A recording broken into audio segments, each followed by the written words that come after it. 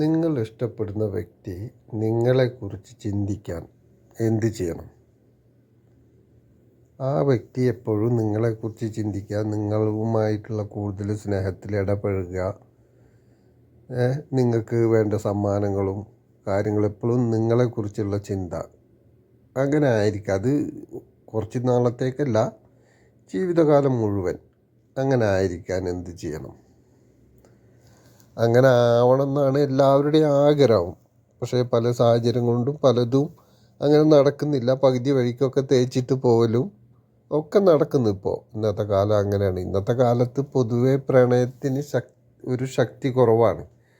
ശക്തി കുറവാണെന്ന് വിചാരിച്ചാൽ പ്രണയിക്കും, കുറച്ച് നിസ്സാര കാരണങ്ങൾ കൊണ്ട് അവർ മാറി അങ്ങോട്ടും ഇങ്ങോട്ടും മാറും, വേറെ ആളുകളുമാരുടെ പിന്നാലെ അങ്ങോട്ടും ഇങ്ങോട്ടും പോവും. എല്ലാവരും അതെ. അധികം ഉറച്ചു നിൽക്കുന്നത് വളരെ കുറവ് പേരേ ഉള്ളൂ. എന്തേലും കാരണങ്ങൾ ഇപ്പോൾ ഉള്ളതിനേക്കാൾ ബെറ്റർ കാര്യം വേറെ കിട്ടിക്കഴിഞ്ഞാൽ അങ്ങോട്ട് പോകും. അതാണ് സ്വാഭാവികമായിട്ടും നടക്കുന്നത്. പക്ഷെ അങ്ങനെ നടക്കാതെ നമ്മൾ വിചാരിച്ച വ്യക്തി നമ്മളെക്കുറിച്ച് തന്നെ എപ്പോഴും ചിന്തിക്കാൻ, നമ്മളോട് കൂടെ ജീവിതത്തിലിരിക്കാൻ വേണ്ടി നമ്മൾ ചെയ്യേണ്ടത് എന്താണെന്ന് വെച്ചാൽ ആ വ്യക്തിയെ കൂടുതൽ നമ്മളിലേക്ക് അടുപ്പിക്കുക എന്നുള്ളതാണ്. മാനസികമായി നമ്മളിലേക്ക് അടുപ്പിക്കുക എന്നുള്ളതാണ്. മനസ്സുകൊണ്ട് നമ്മളിലേക്ക് അടുപ്പിക്കണമെങ്കിൽ അത് നമ്മൾ പുറമെയുള്ള സംസാരത്തിൽ അടുപ്പിക്കുന്നതിനൊക്കെ ഒരു പരിധിയുണ്ട്. സംസാരത്തിൽ അല്ലെങ്കിൽ ബാഹ്യമായി കാണുന്ന കാര്യങ്ങളിലൂടെ നമ്മളിലേക്ക് അടുപ്പിക്കുന്നതിനൊക്കെ ഒരു പരിധിയുണ്ട്. അങ്ങനെ അടുപ്പിക്കുന്ന കാര്യങ്ങൾ അത് വഴി നമ്മളിലേക്ക് അടുത്ത് കുറച്ച് കാലം കഴിഞ്ഞ് ആ സംഭവത്തോട് മടുപ്പ് തോന്നിക്കഴിഞ്ഞാൽ പിന്നീട് അല്ലെങ്കിൽ ചിലപ്പോൾ സൗന്ദര്യം കണ്ടിട്ടാവും, ചിലപ്പോൾ ഉയരം കണ്ടിട്ടാവും, ചിലപ്പോൾ ഹെയർ കണ്ടിട്ടാവും, അങ്ങനെ പല കാര്യങ്ങൾ കണ്ടിട്ടായിരിക്കും. അങ്ങനെയുള്ള അടുപ്പവും അല്ലെങ്കിൽ അങ്ങനെയുള്ള ഒരു ഇഷ്ടത്തോടു കൂടെ വരുന്നവർ കുറച്ച് കാലം കഴിഞ്ഞാൽ ആ ഇഷ്ടം മാറും.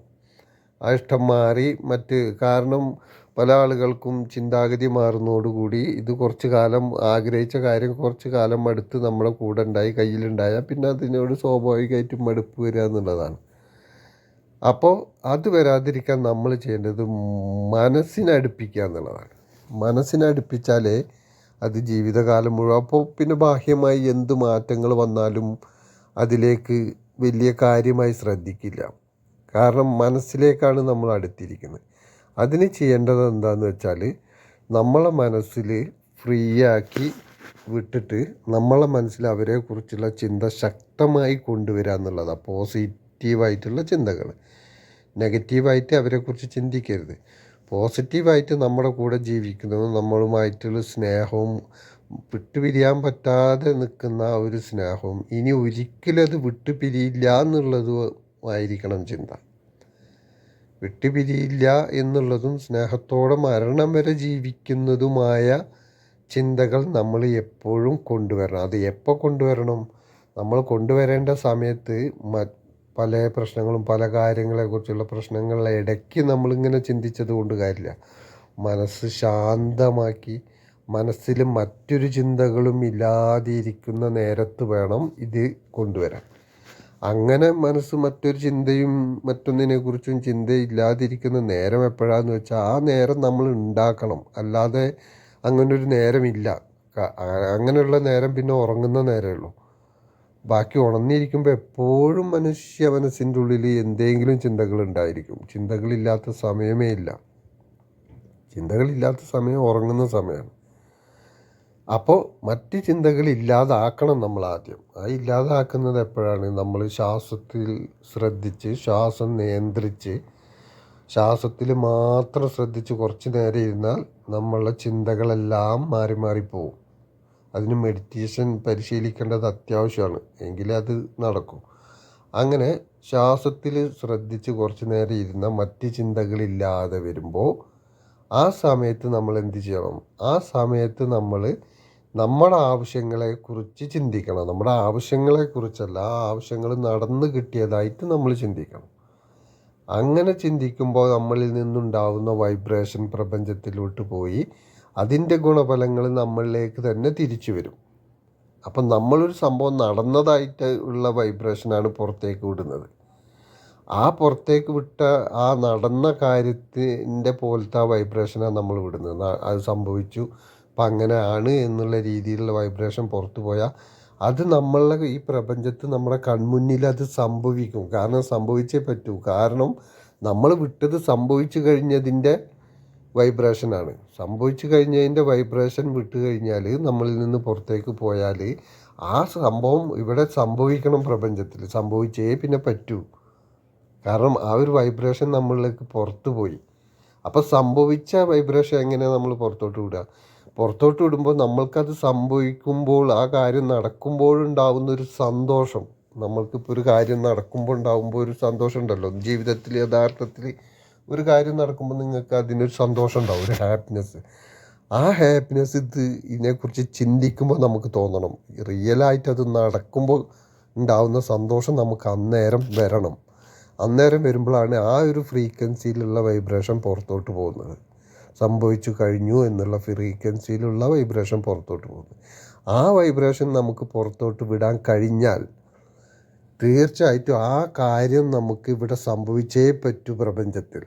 കാരണം അതിനുള്ള ഫ്രീക്വൻസിയാണ് നമ്മൾ പുറത്തേക്ക് വിട്ടുള്ളത്.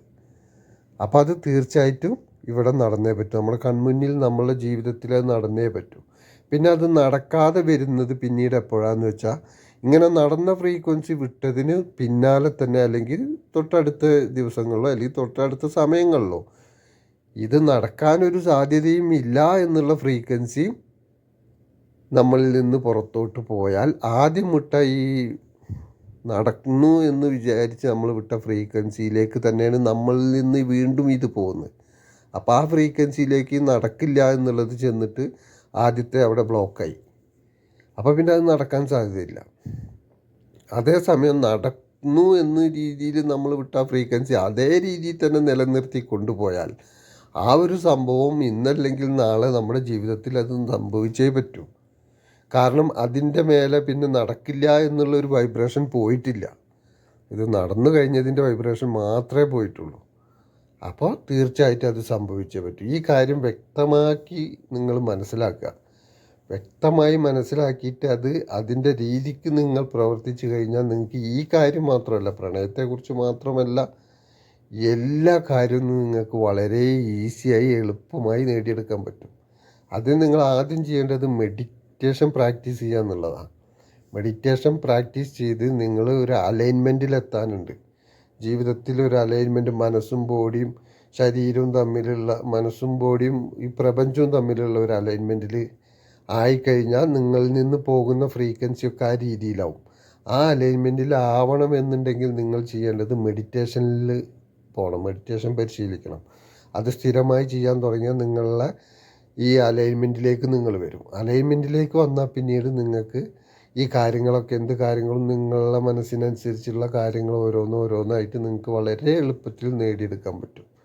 നിങ്ങൾ ചെയ്യേണ്ടത് കാര്യമായിട്ട് മെഡിറ്റേഷൻ പ്രാക്ടീസ് ചെയ്യുക. അപ്പോൾ ഈ കാര്യമൊക്കെ വളരെ എളുപ്പത്തിൽ നിങ്ങൾക്ക് നടക്കും. വളരെ ഈസി ആയിട്ട് നിങ്ങൾക്ക് നിങ്ങളുടെ ജീവിതത്തിൽ ഇതൊക്കെ നേടിയെടുക്കാൻ പറ്റും.